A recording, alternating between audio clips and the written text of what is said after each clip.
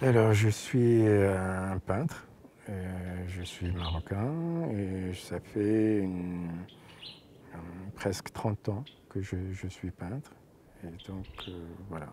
Je- Maintenant, avec les moyens que nous avons, on peut googler Yamou et voir plein de peintures de ce que j'ai fait depuis une quarantaine d'années. Donc, voilà, c'est ma casquette principale, je suis peintre.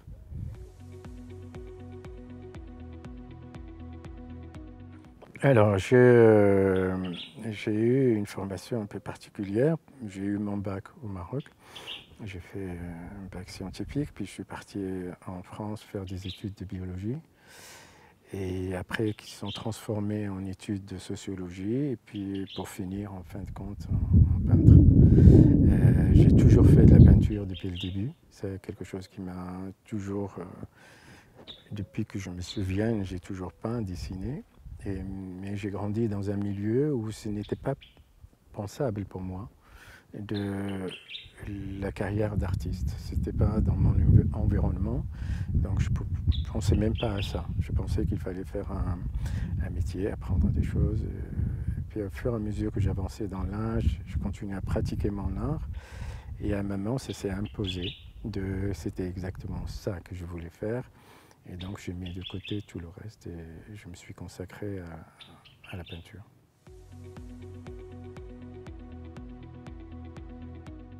De plusieurs choses, d'un désir, d'une frustration, d'une sublimation, d'une frustration parce que j'ai toute ma vie, jusqu'à 30-40 ans, je n'ai vécu que dans des milieux urbains et où il y avait très peu d'arbres, de plantes, pas comme ici.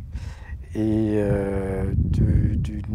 d'un désir parce que j'avais ce désir de créer un jardin et d'une sublimation parce que après mon bac, j'ai fait des études de biologie dans le sens de comprendre le vivant, c'est-à-dire de voir comment, à partir d'une matière inerte, elle peut naître la vie, comment la vie naît. Donc c'est un grand miracle.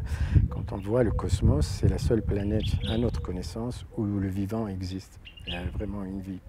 Et ça, c'est une grande, pour moi, c'est le miracle de la vie. C'est quelque chose, c'est le moteur un peu de tout ce qui m'intéresse dans la vie, par rapport au végétal, par rapport aux relations humaines, par rapport à l'environnement, par rapport à comment vivre notre époque dans une forme de changement climatique où l'humain lui-même devient son propre prédateur.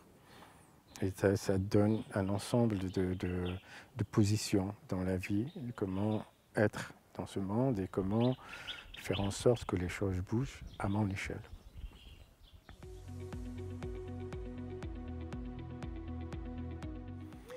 Ce n'est pas un choix, c'est juste une liberté parce que, au fait, c'est la période où on séparait les deux.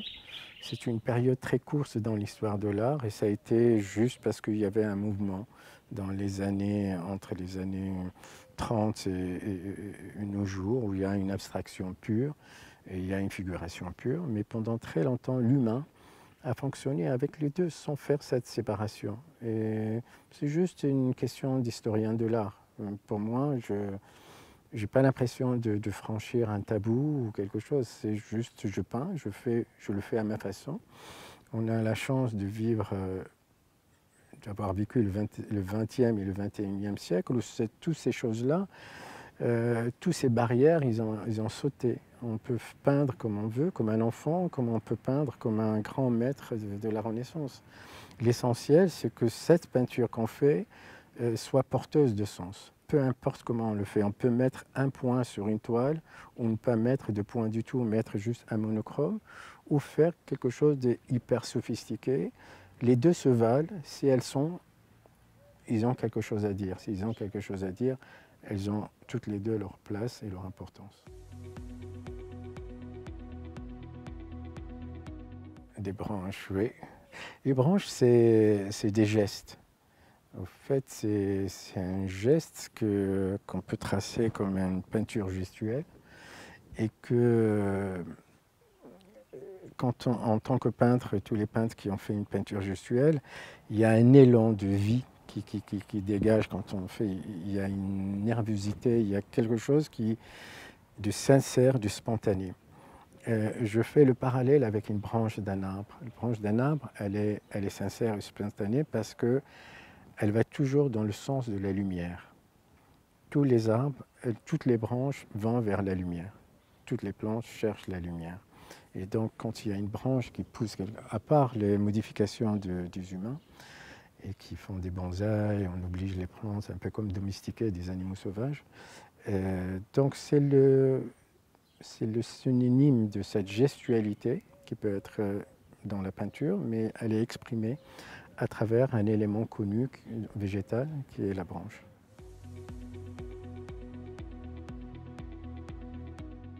J'ai utilisé beaucoup de médiums, j'ai peint à l'aquarelle, j'ai peint avec de la terre, j'ai peint avec du fusain, de la craie,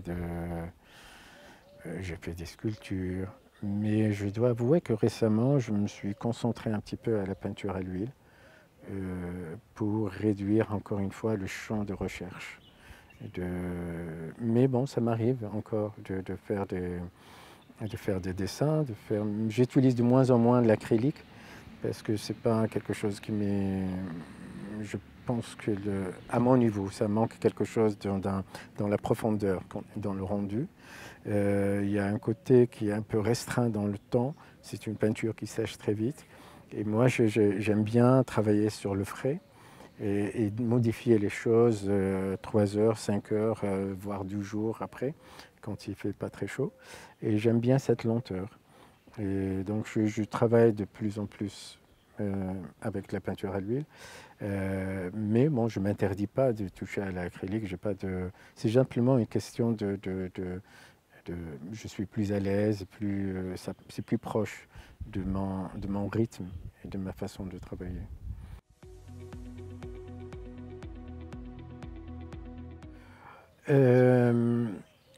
C'est les deux. Il y a parfois, c'est juste la terre qui donne envie de la toucher, de faire quelque chose avec. Et parfois, il y a des sujets qui imposent la terre. J'avais fait il y a 7-8 ans toute une série de peintures sur les jardiniers. Et à un moment, j'avais besoin aussi de faire une partie du tableau en terre que je mélangeais avec une colle que j'ai collée sur la surface de la toile, et parce que ça avait un lien avec certains jardiniers. Et donc c'était médium et en même temps aussi ça avait un sens par rapport au sujet traité. J'ai fait pas mal de sculptures.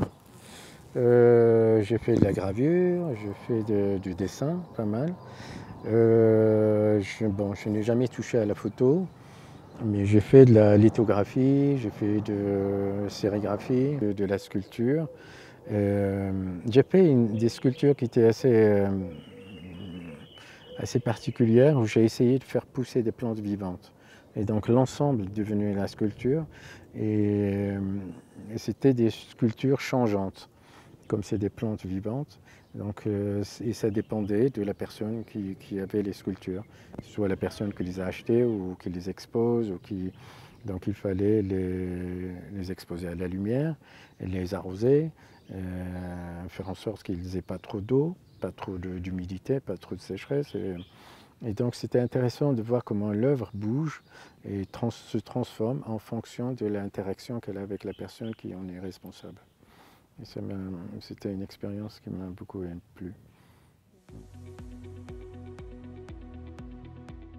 Oui, je continue à dessiner.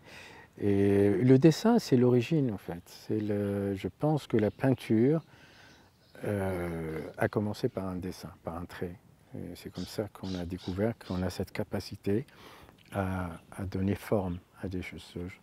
Et ce n'est pas le dessin, il faut le prendre dans le sens où c'est une œuvre en soi.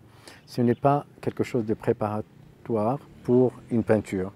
Il y a le dessin, il suffit à lui-même. Et c'est comme faire une œuvre avec très peu de moyens. Et les peu de moyens, donc juste le trait, parfois on peut de dégrader pour créer du volume, mais le fait de réduire ces moyens, ça nous oblige à être encore plus dans l'intensité de la chose et dans la justesse. C'est comme si on devait... j'essaie de trouver un exemple de la danse, par exemple, c'est au lieu d'avoir une scène qui fait 200 mètres carrés, on a 4 mètres sur 4. Et quel type de mouvement on est capable de sortir pour signifier ou dire ou raconter des choses. C'est le but, parce que c'est pas, quand on regarde mes tableaux, au fait, c'est la nature, mais c'est une nature qui est inventée, c'est pas une nature réelle. Je ne peins pas sur le motif, je ne peins pas devant un paysage, je le peins. Au fait, c'est une vision poétique de la nature, contrairement à une vision scientifique de la nature ou botaniste, où on est tenu de représenter les formes telles qu'elles sont, les fleurs et les couleurs telles qu'elles sont. Dans une vision poétique, on est libre. Et c'est ça qui m'intéresse un peu dans le végétal, parce que c'est une source énorme de formes, de couleurs, qu'on n'est pas obligé de respecter. On peut même en inventer d'autres. Et ça, c'est ça qui m'intéresse, parce qu'au fait, en fin de parcours, quand on parle de peinture et tout ça, la peinture, c'est trois choses. C'est des lignes, c'est des formes, et c'est des gestes, et c'est de la couleur. Et dans le monde végétal, on a tout ça, et bien à l'infini. Donc si on est attaché à la peinture, on peut trouver des sujets. Peut-être pour le commun des mortels, ça change, ça reste une forme, mais pour un peintre, c'est une source inépuisable de formes et de couleurs et de tout. De gestes, quand on parlait tout à l'heure de la branche, c'est une forme de geste aussi. Les brindilles, c'est un geste. C'est des courbes, c'est des lignes, et je ne parle même pas du parfum.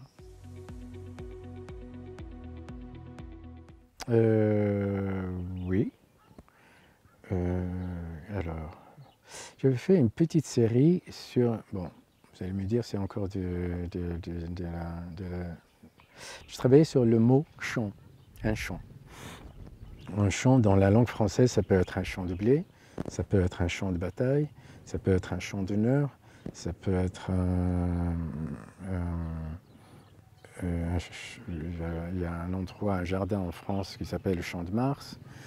Et je me suis amusé à créer des liens avec ce champ et à chaque fois l'associer à un artiste. Par exemple, le champ de Mars, il y a un artiste très connu, marocain, qui est décédé, qui est mort au champ de Mars. Et il y a un autre artiste qui est très connu, qui n'est pas marocain, qui est mort dans un champ de blé parce qu'il s'est suicidé. Il y a un écrivain apollinaire qui, lui, il est mort au champ de bataille. Et j'avais fait une série sur les artistes qui sont morts dans un champ. Et je faisais donc, la série, ça s'appelait Nihayat al-Mataf. Et je faisais des petits signes un peu de l'endroit. Par exemple, le champ de Mars, j'ai dessiné un banc, parce que Ralbaoui est mort sur un banc. Pour Van Gogh, il est mort dans un champ de blé, donc j'ai peint des épis de blé. Apollinaire, j'avais fait un dessin que m'a fait de lui Géricault, où on voyait juste Apollinaire de profil avec un cercle au niveau du ton PC. Et c'était un dessin assez particulier parce qu'il a été fait genre 3 ans ou 4 ans avant sa mort. Et quand il est mort en règle, pendant la guerre, il est mort avec une balle dans cet endroit qu'avait dessiné ce Géricault 3 ans avant. Donc c'était des séries comme ça. Et je continue. Bon, ça c'est des choses que je garde un peu dans mes cartons. J'aime bien associer des artistes à un seul mot et trouver d'autres liens.